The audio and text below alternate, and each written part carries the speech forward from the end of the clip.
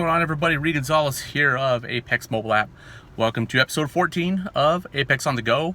We're going to talk about the Offers and Notifications tab in your Apex Driver app. What is that for? All right, if you get an offer notification, you should get a visual and audible notification first.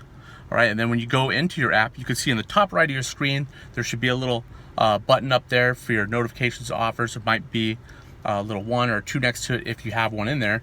What's that going to be? It could be an announcement of our weekly Q&A, upcoming events in your local area.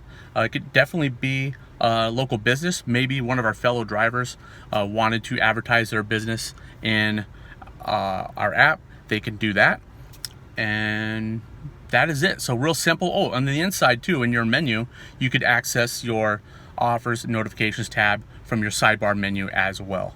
So go in there, check that out, and keep an eye out for future notifications in there. That's it. Short topic today. All right, guys. Talk to you later.